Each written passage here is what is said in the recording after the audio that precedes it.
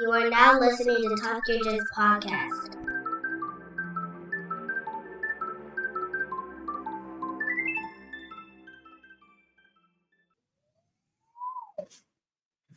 Welcome back to the Talk Your Jits podcast. This podcast is, as the name implies, all about jiu-jitsu. I'm your host, Lamar Smith, and stepping on the mats today is a brown belt who trains at Pride Martial Arts, located in Clarence, New York. Ladies and gentlemen, Carlton Brock. How's it going, everybody? What's going on, brother? Not much, man. Just living another day in the life. Today's actually one of my off days from training because our school isn't open on Friday. So I spent the evening with my daughter painting, which was fun. Always, man. Always. Yeah, it's funny. This is after I scheduled this episode. A friend of mine texted like, "Hey, man, we having class. Last one of the year. For a year, y'all coming?" I was like, "Nah, I'm gonna have to sit this one out." But yeah, I usually don't train on Fridays either, but I need to start training on Fridays. Yeah, that Friday night training is some of the best, man. Any night of training is so worth it. Any night, any morning, anytime you can get on the mats. I try to be as active as possible. Even 10 years in now, I don't get bored. I still love it. I still love practicing even like basics. We were doing arm bar drills on Tuesday, for example. Yes, sir. And I like to find things that I'm still making mistakes on, or I'll watch my coach now and he'll be like, "Okay, Master Patterson." Oh, fun thing about my school. So I'm going to refer to him as Master Patterson a lot because he's a 6th-degree black belt in Taekwondo as well as a black belt in Jiu-Jitsu. So if before you get into that, yeah, let's take a step back. Let's take a step a little bit. I want you to, if you want to, formally introduce yourself, but let's hear how you got started. How you got started with your jiu-jitsu journey. So okay, so I got started in jiu-jitsu for a couple of different reasons. The first one is I was just completely bored in life. I was a wrestler in high school. I did the club wrestling team in college. And then after about a year out of college, I woke up one day. All my friends had moved back to wherever they came from because I went to college in my hometown. So I'm bored. I'm tired. I was depressed. Life wasn't what I wanted it to be at that point in time. Mm-hmm. And one of my best friends says, "Hey, there's a martial arts gym right down the street from your house. You've always wanted to try it. Give it a try." So I get there and they do Taekwondo and kickboxing and Muay Thai and Jiu-Jitsu. And my first month or so, I was in the Taekwondo program. And one of the Jiu-Jitsu coaches stops me and he was talking to me afterwards. He goes like, "Hey, did you say you wrestled?" I was like, "Yeah, I wrestled for 10 years before this." He goes like this, "All right, you're coming to jiu-jitsu now." And that's basically been it. Billy Nichols kidnapped me into jiu-jitsu and I'm still a green belt in Taekwondo. So So how was that transition from wrestling to jiu-jitsu? For me, the transition was really my style of jiu-jitsu, the way I do it, the way I look at it. I like to call myself a classic grappler. Okay. I like to take moves from anywhere and everywhere: catch wrestling, jiu-jitsu, American wrestling, judo, you name it. And I'll watch footage and I'll watch videos and I'll practice with people that do all these different styles. And so for me, the transition from wrestling to jiu-jitsu was really a lot easier than it is for a lot of people. Mm-hmm. But I will say that I still fell victim to the number one folly that every wrestler goes into. Coming from jiu-jitsu, I would shoot with my head down. And that first guillotine was something special.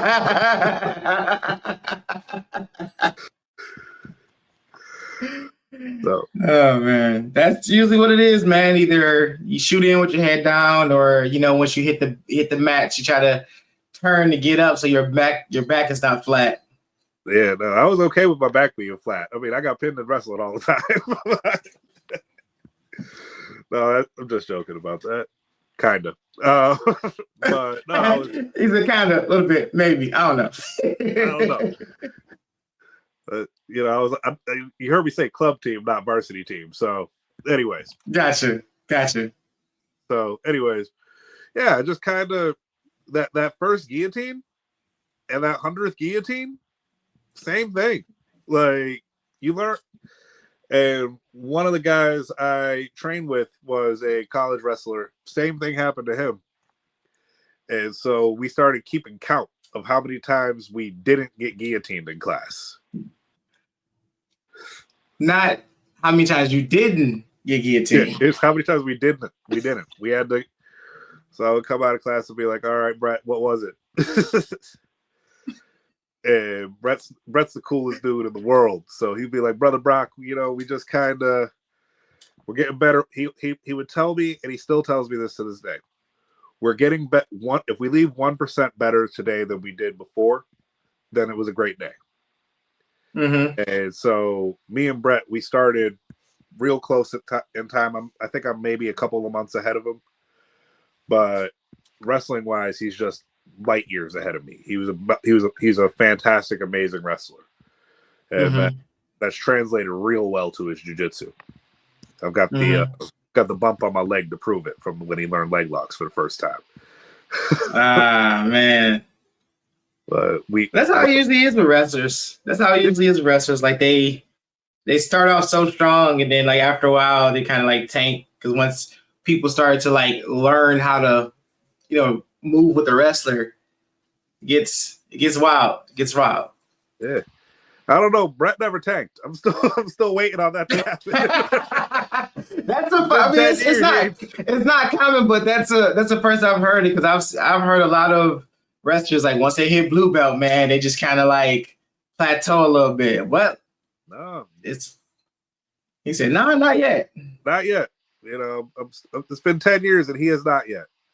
He's a lot of the guys that we train with though. So like Buffalo has I don't know if you've been to Buffalo before, have you? No, I have not. All right. So Buffalo has a really cool community of jiu-jitsu. Like all the gym, like I've been to other cities where not all the gyms got along and all that. Like I could go to an open mat at any gym in Buffalo and just be cool. Nice. Like I got to shout out, Western New York MMA, Buffalo United Martial Arts, Lake Effect. I could go on and on and on.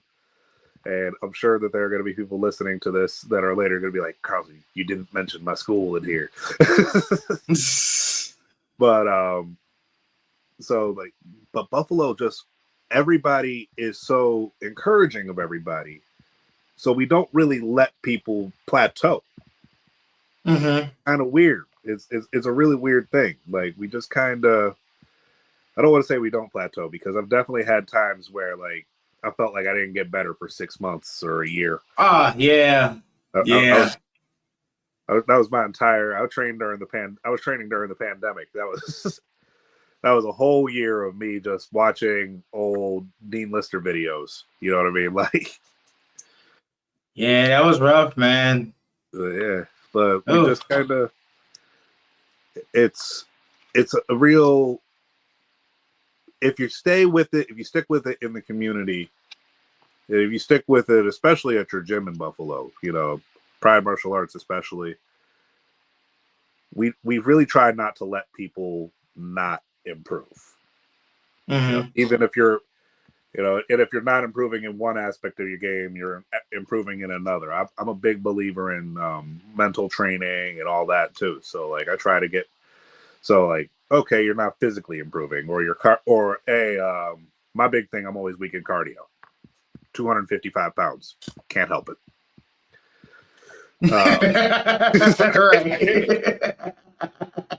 Kind of comes with the territory. It comes with the territory. Look, I'll tell you a story about that. A couple years ago, I did a tournament, and I was a little bit bigger than I am now. I gained some sympathy weight when my wife had the baby, and so I go to the tournament. It's my first time competing since my daughter was born, and they had a young lady working at the registration desk, and she looks at me and she goes like, Mr. Brock, you're 2 pounds away from ultra heavyweight. And I looked at her. I was like, no offense to the ultra heavyweights out there, because I've grappled with y'all. Yeah, I was not ready for ultra heavyweight. And she looked at me. And I said, "Ma'am, with all due respect, you never tell somebody they're 2 pounds away from ultra heavyweight. That means they either worked real hard to get under ultra, or they work, or they know where they are. They're trying not to be." Exactly. That's a sign of disrespect, young lady. I don't like your attitude. Well, I coach kids class now. The kids are more ruthless than that. I was coaching one of the little kids, and the kid was having a hard time. We were doing the buddy carry drill. Okay. And I just joked with him. I was like, okay, it's odd numbers, so you're gonna be partnered with me. And he looks at me and goes like, "Mr. Carlton, you're too fat." Just said it blatantly, cold. Then I looked over at his parents, and his parents looked at me like, dude, I swear, one day I was I picked my daughter up for school, my youngest daughter, she's 4. And I had to go to excuse me. Bless you. I had to go to T-Mobile to drop off the modem or whatever. And she was sitting in the chair and she's facing the door.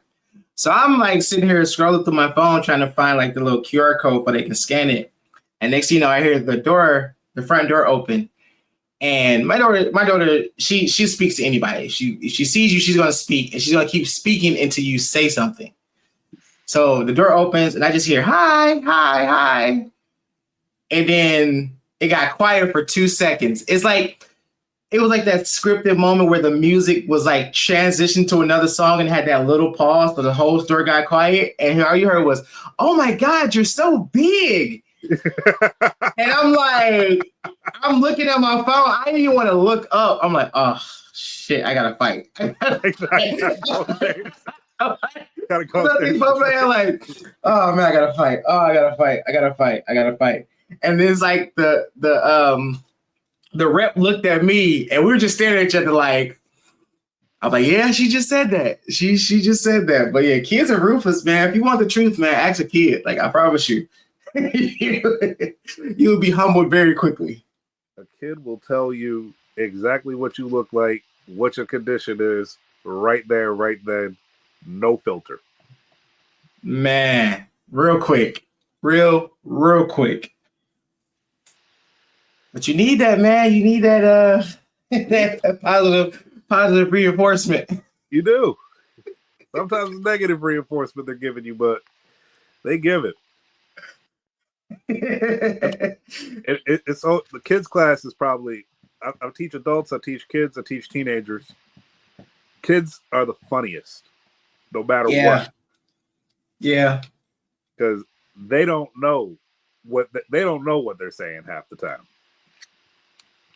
Dude, I teach boxing, right? And I have the kids class, and we have one little specific little girl. She's sweet, man. But the first time I did a kids class, she's like, "Coach Lamar, I'm really tired." I was like, "Y'all just ran 3 laps. How are you tired?" And she's like, "Well, I'm not feeling good, and my arms hurt. And now my boxing gloves are heavy. This bag is heavy." I said, "Little girl." She told you why she was tired? She did. I'm like, "Look, I can't do nothing for you. But my hands hurt from punching the bag." I was like, "Are you punching the bag with with gloves off?" She's like, "Yeah." "Are you supposed to be punching the bag with your gloves off?" "No."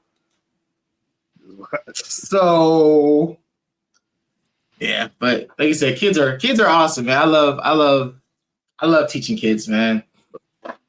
It's always great to talk to another kid's teacher because it's hard to explain to people when you're talking about combat sports in children.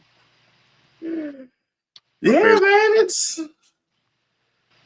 we have to especially we have to reiterate, like, look, we're teaching you this. That doesn't mean to go out and try this on your friends. Oh man, I've got a group of kids on my team. There's 4 of them, there's 4 brothers. And so now it's just become a joke in my gym, but like I've got like 3 sets of brothers, a couple of brothers and sister pairs, all that. So I tell all the kids, I'm like, all right, we're getting ready to do arm bars. I'm letting you know right now, rule in my gym. If you break your brother's arm, you got to do whatever he needs you to do for the next month. That might mean wiping his ass.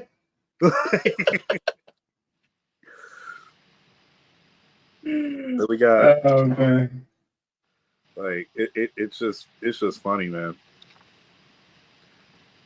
that's hilarious. So I know we were talking before we was recording, and you said you just got your brown belt.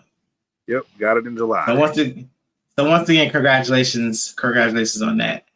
Thank you, man. So what's that like now? What is that like when you finally got that brown belt wrapped around your waist?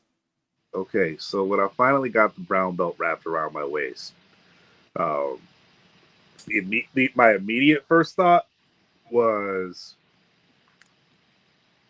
I had just gotten done with the tournament. I'm like, thank God I didn't get this 2 days ago.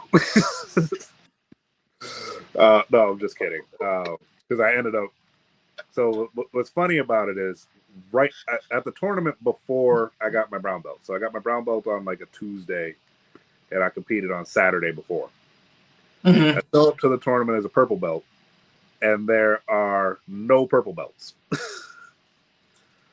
So, or like there's like one other purple belt, but he wasn't in my weight class. So I ended up competing against black belts and brown belts anyway. And the one dude that I ended up competing, Michael Aviato, he friended me on Instagram later. He's got like IBJJF Masters Champion 2018, 19, 20. I'm like, and I'm texting my friend Steve. I'm like, Steve, I don't feel bad about this ass whooping I got now.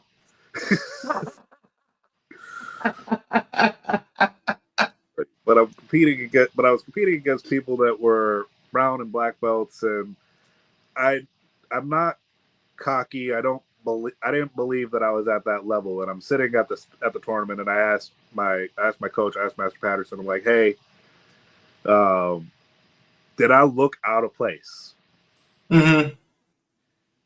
And his answer was, he gave me the honest feedback. He looked at me and goes like, well, you got to improve your cardio a little bit. And I was like, I knew that was coming. Then he says, you didn't quite look out of place. You looked like you fit in. Mm-hmm. Okay. I was like, okay. And then we had promotions like 2 days at the next class I went to, and he tricked me. He put another stripe on my purple. Mm-hmm. And then he pulled out a brown belt, and it was the coolest thing ever for me. Like, every promotion is the coolest thing ever. When I got my blue belt, I was so excited I damn near ran out of the gym. Like, oh, dude, I cried. Blue belt for me was like it. I'm a giant nerd, and I feel like I'm speaking in good company because I see the Power Rangers helmets behind you. I was like, yeah, hence the background. Don't you know? That's okay. I got it in my office right now. I don't think you can see it just because of the way I'm positioned. But I've got Headpool sitting right there. I've got like the Pac-Man right there. I've got a couple Power Rangers and Dragon Ball Z over on this corner. So like you can see Baby Yoda over my shoulder. Yeah, I saw the Baby Yoda. I saw the All Might Funko Pop. Yeah, I've been scoping out the room. I saw it. Yeah, so like we're in good company right now. Yeah, yeah. So like for me, like the blue belt for me was like, I wasn't going to let myself buy something cool for jiu-jitsu until I had my blue belt. And the thing I decided was the Goku gi. Okay. Because Goku wears an orange gi, blue belt. Mm-hmm. So I'm like, Makes sense. So, and when you're a white belt and you're getting your ass whooped every day, and you're thinking to yourself, I don't know if I like this. I'm getting choked. I'm getting bruised. I had just started dating the woman that would be my wife. Mm-hmm. And fun fact about that, her fourth date with me was seeing me do a jiu-jitsu match in a cage. And she stuck around after that, so like I knew she was down for whatever. That front row, like oh, that's a ballsy move, brother. I won though, so like it worked. Okay, I was about to say like you must have won because she stuck around because that didn't look that was a little worrying to me, man. No, I had two. So they did like a little mini tournament, and it was real cool. But I didn't win the whole thing, but I won my second match. And my first match I went in. But what they did was they had 2 black belts and 2 white belts were in this thing. And I did not know that the other 2 were black belts. Now, the one guy I've since met, his name is Keith Ferrant. Really cool black belt. He's been a black belt as long as I've been doing jiu-jitsu. So like, just super cool dude. He's kind of been like a little ghost in my entire jiu-jitsu journey. The first time I competed, he was actually the ref, and I didn't realize it. But wow! But like I've gone back in pictures, and like Keith will be there, and he's one of my best friend's coaches. So like now I actually know him. Mm-hmm. So like he's the ref in my first match ever. He's a judge in something else I was doing, and he was at a seminar I was at. Just throughout my whole journey, if I look at the background, Keith is there. Wow. And so I was like, I'm sweating bullets because I'm like, I'm gonna have to fight Keith. I'm gonna have to fight Keith, and Keith is gonna kill me. And then I did not get Keith, and I was like, "Oh, that works out." I don't know who these other 2 guys are, but I know Keith will mess me up. So I'm getting ready, and I'm like, Grace is gonna be there, and my uncle was gonna come, and my brother was gonna come, and so I'm like really pumping myself up, and under the Jury Jiu-Jitsu system, Miles Jury is our founder, former UFC fighter, former Bellator fighter, and we get like shorts with our rank on them. So I'm wearing my white belt shorts, and I think I look tough. I got the white belt shorts, and I had the Spider-Man Future Foundation, the white uniform. Nice. Okay. So I thought I looked like a badass.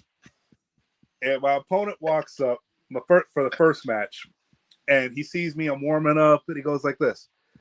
Hey, I'm not trying to be funny, but what rank are you? I said, I'm a white belt. He goes like, how long have you been doing this? I said, about a year. And he does like this. I said, what the hell is? He goes like, I'm a black belt. Damn. He said like this, good luck. And I was like, thanks. All right. So I got so nervous that like I was gonna wear a mouth guard. I forgot my mouth guard because now my whole oh, just gone. It's gone. It's shot. It's out. And I just watched this dude fight Keith. Oh my goodness! And he did not look out of place fighting Keith. So he comes. So he goes to fight me, and I'm like, okay, I got one shot. I can't out jiu-jitsu him, but I'm gonna try and out wrestle him. And I shot the cleanest double I've ever shot. I pushed him into the wall, and he guillotined me and tapped me out in 10 seconds. Damn. So then we get to later in the night. Now the whole crowd don't watch me embarrass myself. I done forgot my mouthpiece. I was nervous. I got beat in 10 seconds. And so I get to my second match of the night, which was against the other white belt. Okay. And we had We had a fun match. I ended up winning by submission, tapped into an ankle lock. And afterwards, the black belt comes up to me. And his name's Rob. And Rob comes up to me and he goes like, hey, because we all got medals for winning. He goes like, I'm going to give you my medal. As long as you promise to keep doing jiu-jitsu, I'm going to give you my medal. And I said, why are you giving me your medal? He said, because anybody else would have taken the option to walk away. Mm-hmm. You didn't just walk. You charged head first into me. Got to, man. But you stayed in. So I've got that medal. That medal is hanging up on my wall too. That's dope. That's dope. That's dope. But like my wife was afterwards, she just hung out and she's been there ever since. But that was her fourth date with me, was sitting front row watching her new boyfriend, first get his ass whooped and the second win a fight. Like, it was a crazy night for her. I have no idea what that is. I've asked her what it was like from her perspective, and she says she has no idea what she was thinking. Yeah, I was fortunate enough to, I was already married before I started doing jiu-jitsu. Because if I had to base the future of a relationship off my first tournament, it wouldn't have happened. Because I did like my very first tournament was at purple belt, and this is right after COVID. So did I just get my purple belt? No, I think I've been a purple belt for a minute. But anywho, I was already out of shape. I wasn't, I was training, but wasn't trained like I need to. So I competed at ultra heavy. Okay. So you right there with me. So I have my wife, I have my daughter with me, and this is my first match, and I get smoked. Oh. I get smoked out the gate, bro. And I'm like, all right, because when we started, I was going over my game plan. I was like, all right, I'm about to, I was just ready. I was ready. Man, as soon as we slap bumped and we went to go for grips, and I go to like pop his arm up to duck under, and when I pushed, I like uppercutted, and his arm didn't move at all. It literally felt like I slapped a wall. I was like, oh, I'm in for a long night. A long night. Then we get the clinch, and we're like going, he's pushing me towards the referee table. And the referee stopped us. But right before he stopped us, he was in mid-throw. So the referee was like, so my feet was probably like about this much off the ground, and the referee was like, stop. So I like relaxed, and I just said, woof. Oh, jeez. And I think I was about 250-ish, and I got lifted up like that. I was like, oh, yeah. I was like, oh, yeah, we in here. Oh, we in here. So, boom, I lost the two matches, and I was just like, okay, you know what? I don't think this is for me. I might need another career path. This might not have been the right choice, blah, blah, blah.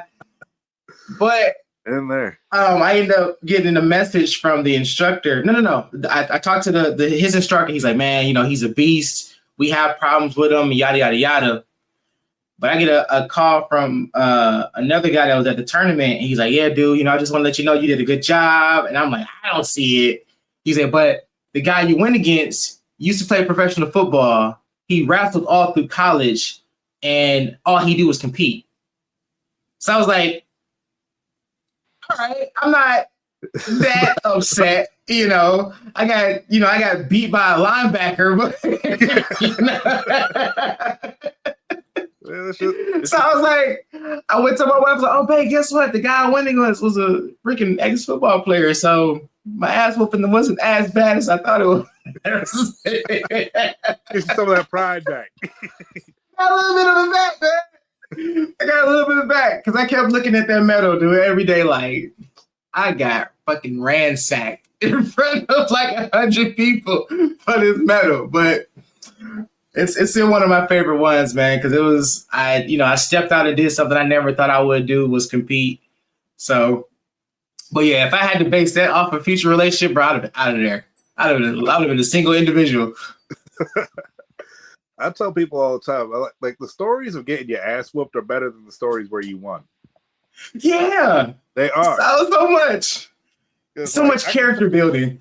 It's character building. You know, there's always something funny that happened or like something interesting. Like you know why you lost when you get your ass whooped. But like the stories where I won, like nobody wants to hear that. Nobody wants to hear that. Nobody cares. Nobody cares about that. Like I did we Buffalo, Western New York. We have a tournament in Fredonia. It's the New York State Championships. Every tournament is the New York State Championships, but this one gives out a belt, so I believe it's the real New York State Championship. I've competed for that. I've competed for that belt probably 6-7 times now. Closest I've ever come is second every time. I've got a whole bunch of silver from that tournament. Before I retire from jiu-jitsu, I'm getting that belt. So you're gonna get that go. You're gonna get that belt. I'm gonna get that belt. I'll be 80 years old. And the only person in the 80-year-old division be like, okay, I'm in the ultra double masters division. It's just me. Give me my damn belt and I'll walk away. Right. Like, so you can come down in our division. Nope. Give me my belt. Ain't nobody in my division. Run me my belt. Run me my belt. Run me my belt. I've been giving you guys enough of my money over the years. I know, right? Like, come on, hurry up. My back hurt. Yeah. Talk about stories where you lose. The first time I did that tournament, I ended up facing the guy that won the whole thing, won the belt. And right before that, he beat my coach. So he beat my coach, Billy. Like, he beats Billy. Then his next match in the absolute division is me, because they combined the white belt and blue belt divisions. Okay. So I'm like, okay. And Billy was coaching at blue belt, and so he comes up to me, and we shake hands, all that. I don't even remember how the match went. I just know that I was on the ground flat when it was over. Like, he steamrolled me. This dude is like, he had boulders for shoulders. And afterwards, he picks me up. Like, he literally picks me up, gives me the tightest hug I've ever had. It goes like this: I'm so proud of you for coming out here and doing this today. And I looked at him and I was like, Daddy?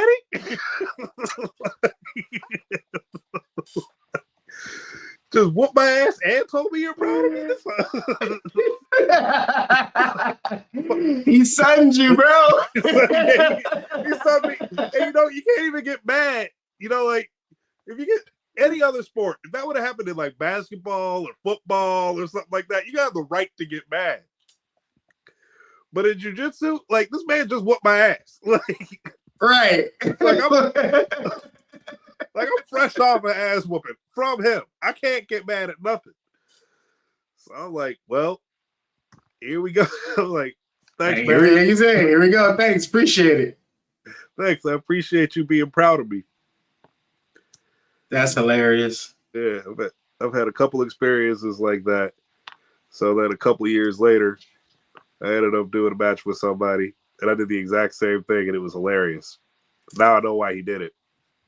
Because the guy was a white belt competing in the blue belt division, and I picked him up, and I'm like, I'm so proud of you.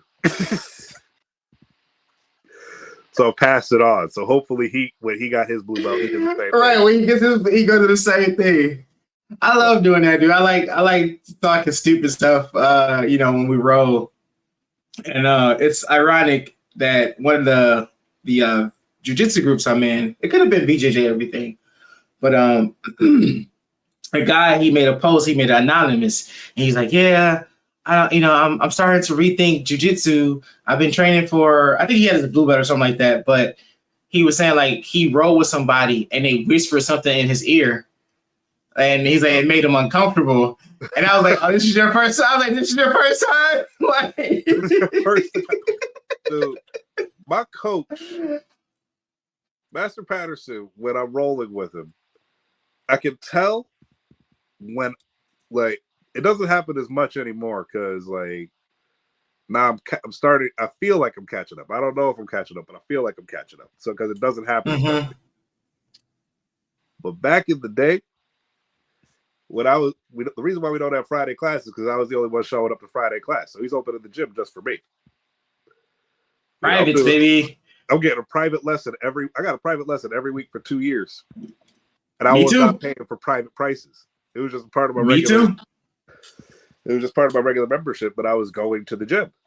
So so after the pandemic, he doesn't do Friday classes anymore because it's not financially viable. Yeah. You know what I mean? But like when I come in, so I would come in and I used to call it my Friday night ass whooping. I would show up on Friday and do my best, my absolute best. And I would spend the week, like, I think about the way he whooped my ass last Friday, and I have a notebook, and it says Jiu-Jitsu on the front of the notebook. And I was just like, okay, well, he did butterfly guard last week, so he's gonna do it again because it worked like crazy. So now so I would spend the week like researching butterfly guard counters and like counters. Mm-hmm. So I broke down his combos like Street Fighter. Sick. And then I would come in every Friday and try to get out. But this is when I knew he was on bullshit. Because he'd be whooping my ass. You ever have your coach start singing when they're whooping you? Yeah. You be sitting there. He'd be whooping me singing Eminem. I'm sorry, mama. Put me in the ankle lock. I never meant to hurt you. I'll be so mad. Bro, I'm not. I love my instructor to death, man. He's like my brother, man. And I'm not even going to say the things he used to say to us while we were rolling. I mean, eventually I would love to get, monetization off of these videos. So I'm gonna keep it clean on what he says, because he can get wild, bro. like these get wild. I remember, I think this is like kind of front, like one of the. Oh, I think I was like a couple stripe white belt, and we're rolling, and we're going, and like he had me in he took my back, and he we're like we're like that tight smashed out system, so we're tight. So he's like in my ear, and he was like, "Oh man, this reminds me of prison." And I'm like, "Come on." Oh man. I'm like, you can't be saying stuff like that, but I do that too. I do it now. And I got to now. What belts are you, by the way? I forgot to ask. Black. Okay. Oh, so you made it. Yeah. Okay. Now you asked me what it was like to get my brown. What was it like for you? You made it to the mountaintop. I made it to the beginning.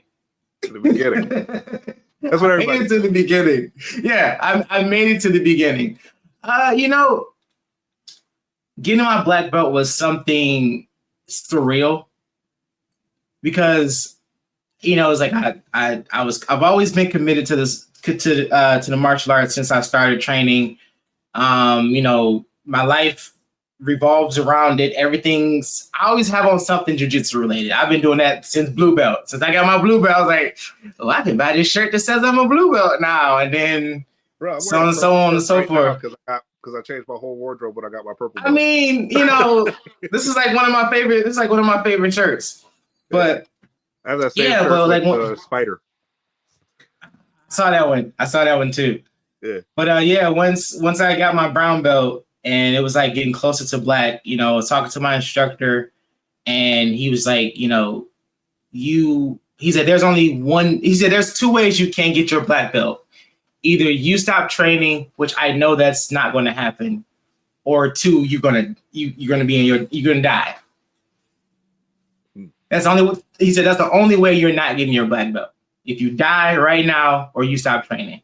And he said, even if you die right now, I'll still put your belt on you. Get that. So you said what? Get that post that post death belt, man. I'm telling you. but yeah, man. Once I got it, it's just like, like, what does this mean? Like, it's a black belt. Just like the pinnacle of it. But it's like, no, man, this is where you actually start learning what jiu-jitsu is. Yeah. And it's just like, damn, I am just this I would consider a glorified white belt. Like being a black belt is like a glorified white belt, if you ask me, because it's like, yeah, it signifies that I'm a master at something, but it's just a master of understanding what jujitsu is. I am nowhere near, perfect in jujitsu. I still have my struggles. I still have stuff I've been struggling with as a white belt. It's just now I have to make sure that I'm fixing those mistakes. And also I'm an instructor, so I got to fix their mistakes while I'm fixing my mistakes. So that's why I say it's just the beginning. That's exactly it. I actually find being an instructor more challenging than I find being a student. Yeah. Yep. Because especially, we were talking about the kids earlier, but the adults, they'll pick apart everything you do. Mm-hmm. Like, oh, Mr. Carlton, I saw you rolled to the left this time, but last time you rolled to the right. So which is it? And I'll be sitting there like, did I roll to the left? Shut up. Like, shut up. Did I? I didn't realize I did that. Oh, I'm sorry. You caught me on a bad day. Right. But yeah, it's hard because you have to, you have to make that sacrifice of being an instructor, or do you want to still be a student? Yeah. Because like right now, there is a tournament that's coming up in January that I wanted to do, but we have 3, maybe possible 4 students that want to compete. Oh, wow. So now this is where it goes into, do I still focus on myself to compete, or do I put my time into their skills for they compete? Because everyone's competing, this is their first tournament. Oh. So it's like, all right, now this is the decision of me taking a step back as a student and becoming an instructor to help them get ready for their tournament. I'll tell you the thing that I've done it a few times and I don't really like doing, and I'm trying to step away from doing that a little bit, is competing at the same time that I have people competing on my team. Yeah. I'm not going to say that I'll never do it again because I like competing too much. I've lost count at this point. But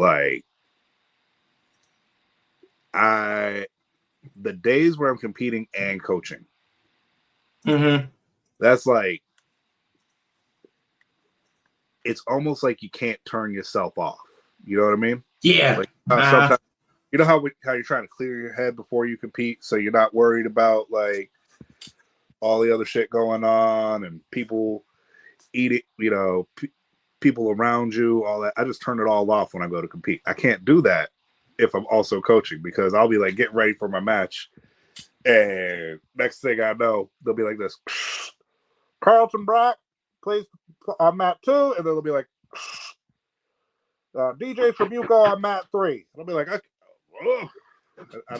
can't do it. It'll drive Can't me do crazy. it. Can't do it.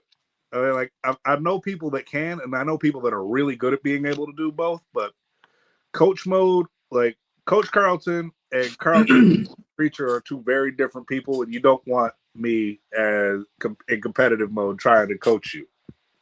Yeah, no, yeah. But and that's the reason why I was like, you know what, I'll focus in. For one, I can give myself more time to focus on getting my weight down and getting my cardio a lot better. And like I said, I can focus on being a coach and actually focus on coaching my very first tournament as being at a tournament as a coach. Yeah. So coaching at a tournament is fun. Yeah, it is fun. It's fun. It's a very different kind of fun. But because it gives you a different type of view on coaching, because you're in a different environment versus your gym. Yeah. So you can you really have to hone in on that and really be able to not only coach, but you kind of have to be in the role with them in a sense. Yeah, you got to be, especially when you got somebody that's never competed before, or they don't compete a lot. My thing is I always try to figure out how I can make jiu-jitsu fun and make other people fall in love with the sport like I did. Yeah. So and I've been I've coached other sports. I coached football for a lot of years. I coached basketball for a season. I coached little girls soccer one time. That was funny. Side note, I was the worst little girls soccer coach ever. My sister. This was me coaching little girls soccer. My sister comes up to me. My stepmom couldn't coach it for half the season. She had to bow out, so I ended up taking over the team for her. And my sister would tell me what the little girls needed to do that day. So I would come in and she'd be like this, all right, these are the drills that we're running. This is what we're doing. This is what we're doing. Don't go off my script. And she was like 8.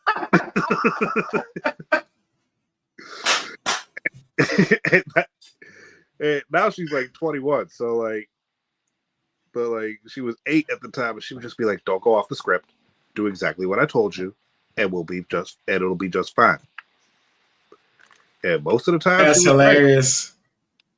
So that's hilarious. But so I was the worst little girl soccer coach ever. Okay, jiu-jitsu coach. Right. No one has died yet. No one's died yet. No, knock on wood, no major injuries.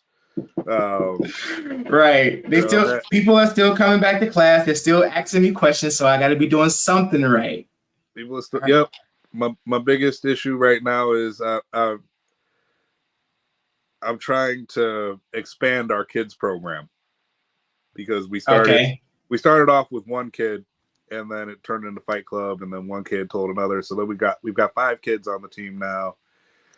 We can only do kids jiu-jitsu 1 day a week because of the way that the scheduling all works, and because I'm married and I enjoy being married. And if I add another day of jiu-jitsu to my schedule, I might not be married anymore. Promise my wife Wednesdays, and then the school's not open on Fridays. So I'm so happy I don't have that issue. Oh, it's just it's not like I promised her Wednesdays and I never train on Wednesdays. I train on Wednesdays every once in a while, but she likes to cook.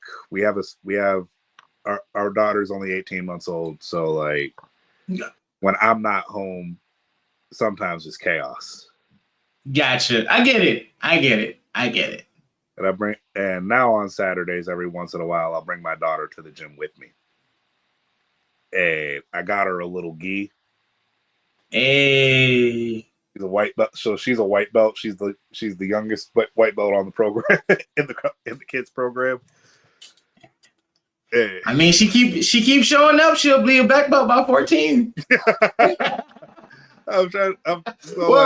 16. Well, 16 because you can't get your blue belt to 16. But yeah, blue belt till 16. But so I told all the kids. I pulled them aside. I was like, I'm letting you know, Edith's get her black belt before all of you guys, as far as time goes. And they go like, what do you mean? I said, well, Edith's been to a bunch of classes. She's due for her first stripe.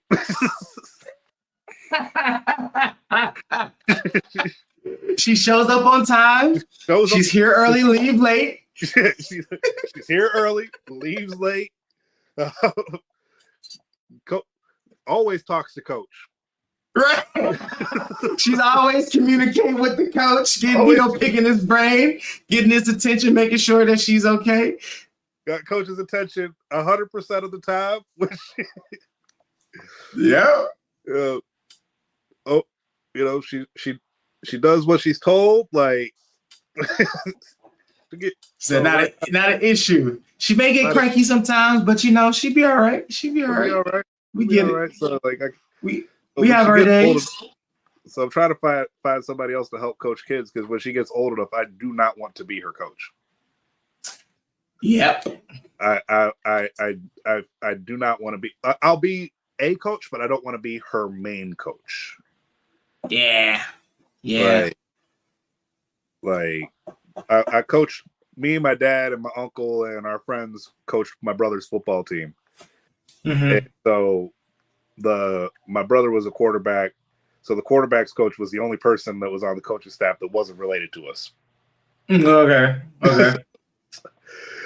But years later, my brother looks at us and he goes that was probably the right call, because he looks at me, he goes if you were dad, would have been the coach, I wouldn't have cared what you were saying at the time. And he did. And now he's getting ready to go play D1. So, like, shout out to Peyton. Oh, wow. Working. Right. Like, whatever I did back then worked. So, but, like, my goal with Ida, because she's gonna train. She don't have a choice. Like, my wife already understands that's what's getting ready to happen. She'll do my daughter does boxing. She does kickboxing. She does kickboxing? Yep, she does kickboxing. She does boxing. She does jiu-jitsu.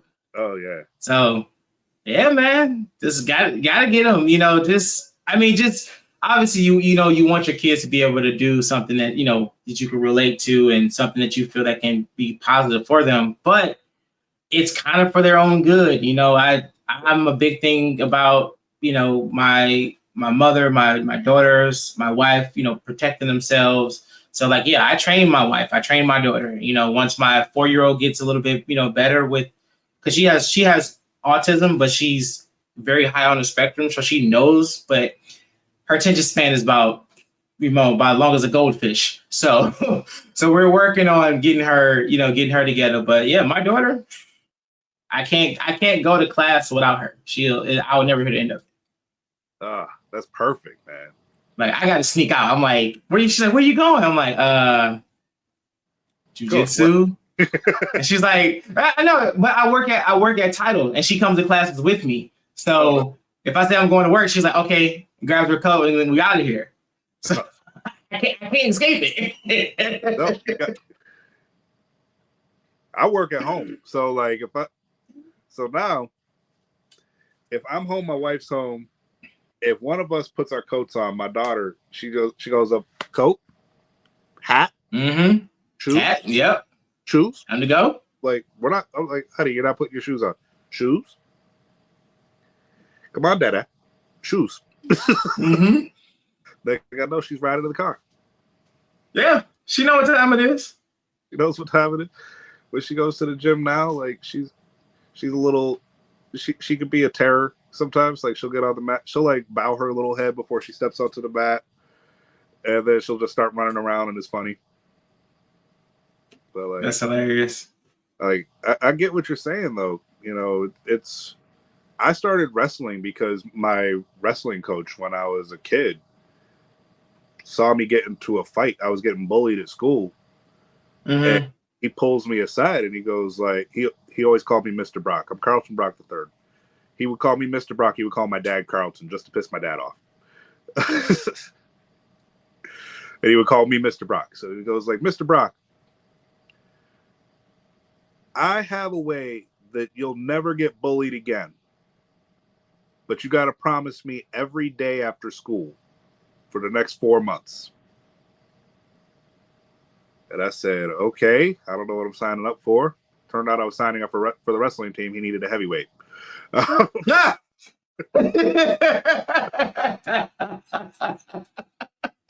Is crazy though, because I'm 6 feet tall. So like every year I would try out for basketball, and I'm convinced, you know, like, no, I'm not the best basketball player in the world, but we didn't have the best basketball team in the world either. So it balanced out. So it balanced out. So I would never get cut on the first day, but I would get cut from basketball every year. And every year, my wrestling coach, his name was Coach Ernst. He was genuinely speaking the single most transformative person that I've met in my life. Okay. I wouldn't be a wrestler without him. Because of wrestling, I had to get my grades straight in school, or else my father was gonna whoop my ass. And like, so all the good things that have happened to me that I've made happen for myself, and, you know, taught me work ethic. It taught me everything that I apply to jiu-jitsu. So like he needed a heavyweight. He goes like, I'll make sure you never get bullied again. And I never got bullied again after I started wrestling, because the first time somebody tried afterwards, I shot a double leg takedown on him, in the middle of football practice. There it is. There it is. Like, and then it was just, and he was, he exposed me to martial arts because he was a judo black belt as well, in addition to being a wrestling coach. He was in the International Wrestling Hall of Fame, all that, did judo, all that. And he would tell me about all these different styles of grappling and all that. So when I started doing jiu-jitsu, the first person I called was Coach Ernst. And I'm like, okay, I know you're a judo black belt. Do you know anything about jiu-jitsu? And he goes like, I know a little bit about it, but I don't like laying on my back. But it was, up until the day he passed away, like he would periodically check on me and make sure that I was cool and make sure that, I had long since graduated high school, all that, I'm 34 years old. Yeah. He died a couple years ago.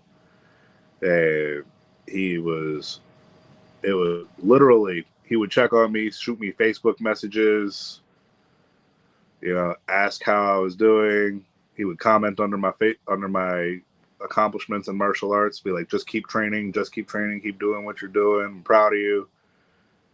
And that meant a lot. And he was like, You're asking why I got into this. You asked earlier. There's a lot of reasons why I got into jiu-jitsu. Yeah, of course. Yeah. Like, the root is because Coach Ernst needed a heavyweight. And he figured he was coaching football anyway. So he bribed you. He was coaching football anyway. He needed a heavyweight. Saw me on the line. It goes like, all right, well, there's a lineman. We can make him a wrestler. Right. And it didn't hurt that I was obsessed with pro wrestling anyway. Which, there you go. Note, I talked to upper ranks. I asked this question to everybody. Everybody has a move in their jiu-jitsu arsenal when you get high, when you've been doing it long enough, that started as a joke and now you actually do it. You know what I mean? Mm-hmm. Like you all, like we all have our joke move. My joke move is the rock bottom. Not the rock bottom, though. It's the rock bottom, dog. Like, and it works too. I have a whole setup. I got a whole game built around it. I need to see it. I can see it, but I need to see it. So here's the combo. All right. I'll tell you, you're gonna try it next time you do a gi day. Okay. Because it can't be the straight rock bottom, because there's no way you're just lifting somebody up with one arm. You know what I mean? Yeah, of course not. Of course not. So you'll do a duck under, latch onto the shoulder, grab at the belt, rock bottom, and then you land side to side, head and arm choke. Right there. It is. There it is. That's the rock bottom combo. Yep. So as soon as you said duck under, I was like, yeah, there's the head and arm choke. There's the head and arm choke. So you do the rock bottom. Sometimes you got to do the leg trip if you're working with a heavyweight. Got to. I started doing it this past summer, like just because I was teaching a class and it was all white belts and me. Mm-hmm.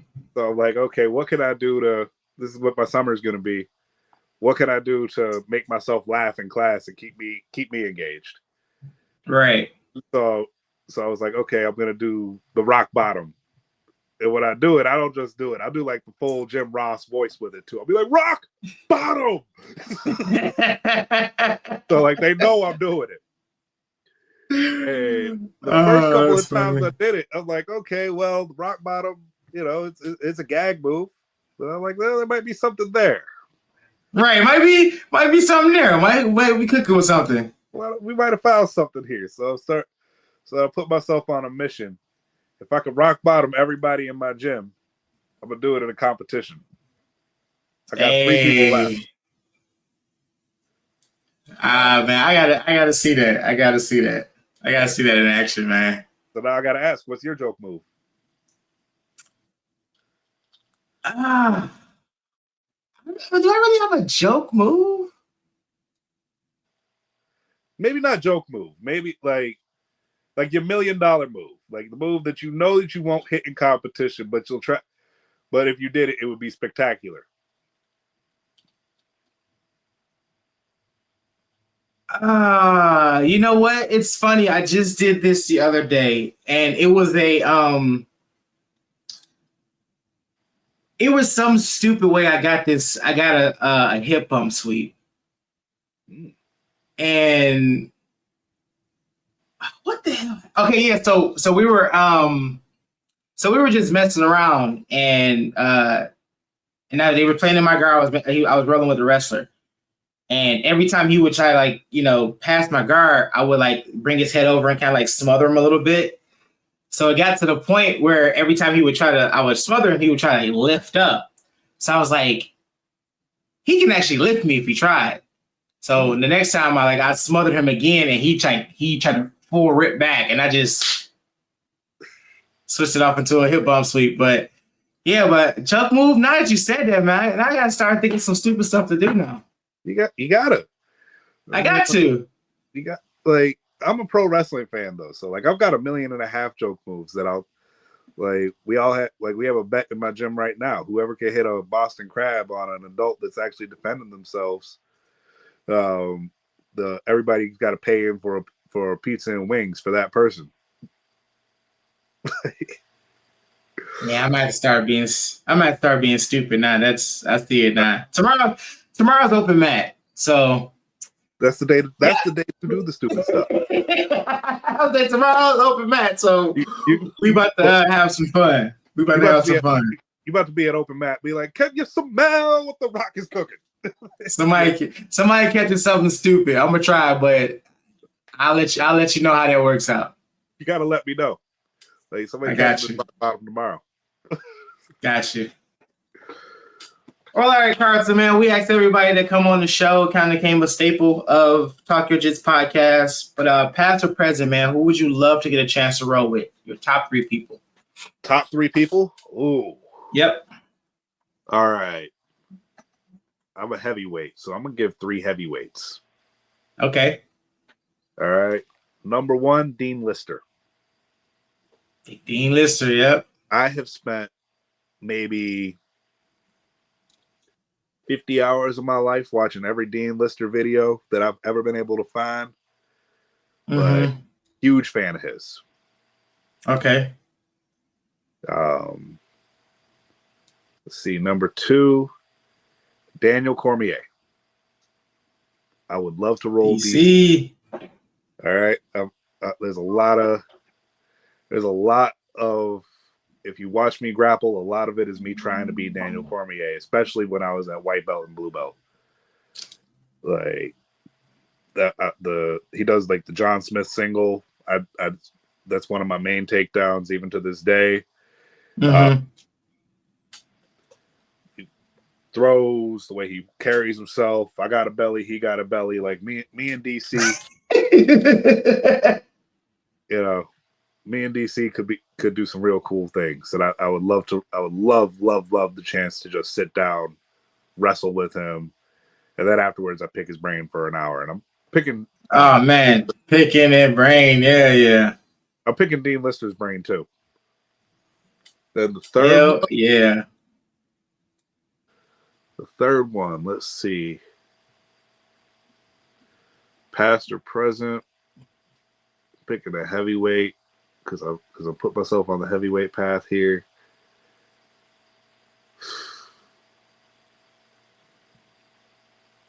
There's a toss-up between 2 names.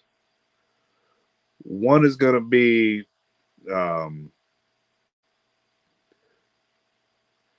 I don't want to put Gordon on there. I don't like Gordon. Nah.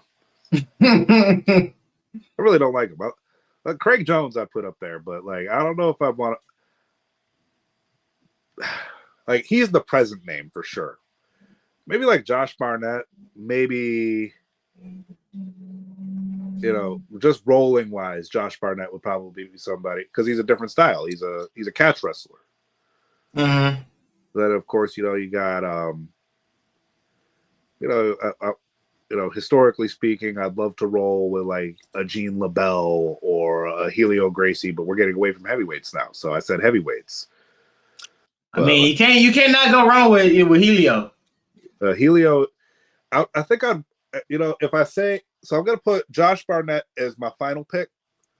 But Okay. like, if we're opening it up, but if I were to open up and break my own standards, put definitely Helio as just because it'd be fantastic. Yeah.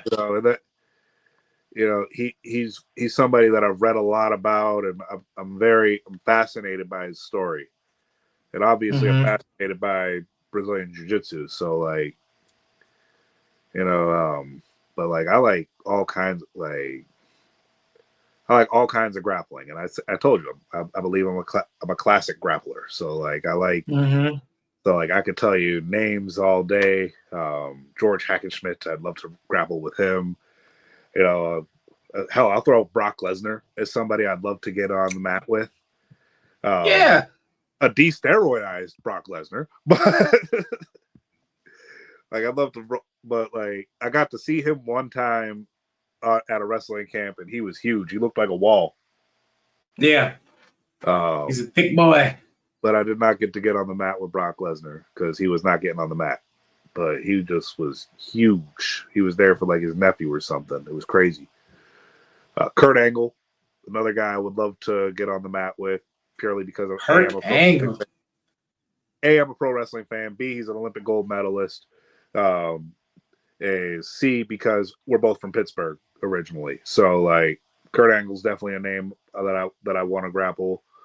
If I ever got the opportunity. And you also have to mention that he won 2 gold medals with a broken freaking neck. Okay. Of course. You can't not 2 gold medals with a broken freaking neck. Okay. He won 2 gold medals with a broken neck. I can't win. It took me forever to win a gold medal with a perfectly fine neck. So well rested.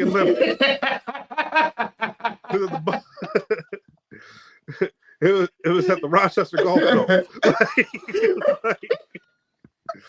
He did it in the Atlanta Games. This is a Chuck E. Cheese parking lot. I'd love to grapple like Billy Robinson, like 1920s. Carl Gotch is another one from like early wrestling. Dan Gable. I'd love to wrestle Dan Gable if I ever had the opportunity, past, present, or future. You're just gonna find out how big of a nerd I am for this because I see. I was like, he about to keep going, but I get it. I get your list. I get it. Somebody listening to this podcast is gonna be like, "Oh, damn! I don't even know who any of those people were." Yeah, once you start talking about the grapplers, like, yeah, you lost me, but yeah, it for me. So like the Gracies. Keenan Cornelius, I'd like to grapple with him. I think that he'd be fun, even though he's got a very punchable face. Gordon Ryan, Nicky Rod. I would love to get on a mat with him just to learn something. Like these are all people that would annihilate me, but like you will learn so much, though. So much. Like, and I'm okay taking an ass whooping to learn. Yeah. Yeah. If we're talking past, present, or future, like I really the matchup that I think would be the most interesting would be Helio Gracie, because you always hear people say, "Oh, Helio was a black belt back then, but black belt back then is equal to a purple belt now." No. Black belt back then was black belt back then. It was black belt now. You got to think. So people think that just because he got his black belt back then, he didn't get better. Yeah, exactly. Or like, I've heard the argument like leg locks are different now than they were then. Leg locks existed in ancient Rome. Like it doesn't matter, man. It's like as a student of the game, you're going to learn, man. I'd have to be the first one to catch him in a toe hold, Like I mean, like you gotta get there. you gotta get there. Not to mention when you're talking about Helio, okay. Do you know why the Kimura is called the Kimura? Have you heard that story? Mm-hmm. Mm-hmm. Mm-hmm. Right. For the listeners out there, the Kimura is called the Kimura because Helio Gracie broke his arm twice in the same match and still continued fighting. The referee had to stop. The move that broke his arm both times was the Kimura. It was the double wrist lock. It was a man named Kimura that caught him in it. That's why we call it the Kimura out of respect to Masakatsu Kimura. Yep. Helio Gracie got his arm broken twice in the same match. That's the important part of the story. Because he couldn't figure out how to beat him. So he just went for a double wrist lock and just twisted and hoped for the best. So if you're going to get and caught, he's like, you broke my arm. All right, now teach me how to do it. Yeah. You broke my arm. So he broke his arm at the elbow, then he broke his arm at the shoulder. The dude broke his arm twice in the same matchup and was still willing to fight. You're not beating Helio Gracie. You're not beating Helio. Dude's got nope. Jose Aldo, another person I'd love to get on the mat with. Yeah, I mean, we can, like I said, that list, we can keep going on and on and on. We can keep going. I was just thinking, we'll be here all night. We really would. It's terrible. Like I'm such a nerd for it, and I'm such a, I do. If grappling history was a category on Jeopardy, I would win. You said I just kill. So kill it. Dude, it was like the one day they had pro wrestling, video games, and hip hop music were 3 of the 5 categories. Oh man. I called my sister. I said, today was my day. He said, we would have been paid, son. We would have been fine. I would have lost. Okay. That's what the categories were. You ever see the meme where the person wrote Sonic the Hedgehog? Uh-huh. That's the good day that category was up. Oh yeah. I remember that. I remember that meme. I was like, so close, but so far. Yeah. So but I'm a giant nerd for grappling, for wrestling, for jiu-jitsu, judo. I try to learn all of it. I try to implement as much of it as I can because there's always something worth to implement. Like I just got done telling you about the rock bottom. Like it's such a stupid thing, but it's rooted in judo. It's a uranagi. Mm-hmm. Yeah. Yep. Like it's an actual judo throw. Like it works. It works for a number of years. That's why the Rock started using it. I just refuse to call it a uranagi when I do it. I call it the rock bottom. If it ain't broke. Yeah. If it ain't broke. Well, all right, Carlton, man. Unless you got any other questions for me, man, fire away. If not, let the people know where they can find you. What you got coming up. The floor is all yours. All right. So I can be found on pretty much every social media platform as the Carlton Brock. I'm an author. I'm working on a science fiction novel right now. So yeah, there we go. That'll be coming out next year. Okay. But mainly, at the Carlton Brock. I keep a blog on Medium. It's about my journey from brown belt to black belt, actually. So that's a fun read. You can find it on my Facebook page. I post it on the 20th of every month. So today I should have a post, but I was doing this, so I might have a post later tonight. So you might find it on the 21st. I work on a schedule of a man with a toddler. Hey man, I got 2 of them, man. So trust me. I understand. And by the way, thank you, man. This has been just a fun conversation. Like we had never ever talked before this. So like even in the I've seen you in a couple of jiu-jitsu groups because we all haunt the same places. Yeah. Yeah. Well, like from one brother to another, it's great to meet somebody that's like me, that's reached it. Man, I appreciate it, man. I don't know if you know that, man. You're right now. You are an inspiration to me. I appreciate that very much. Appreciate that very much. You know, there's not. I'm just a got it. I'm just a guy who just loves the sport, man, and I just started this podcast to be able to just talk to people who likes jiu-jitsu just as much as I do, if not more. Fantastic. That's it. Well, all right, man. Well, that's the end of today's episode. I would like to thank Carlton one more time for coming on the show and blessing us with his knowledge. Hope you guys enjoyed. Please go ahead and follow us on all social media platforms and as well as streaming platforms so you can stay up to date on all future episodes. This has been Talk Your Jits Podcast. Keep rolling, keep grinding, and remember, long live jiu-jitsu. Have a great day. Oos. Oos.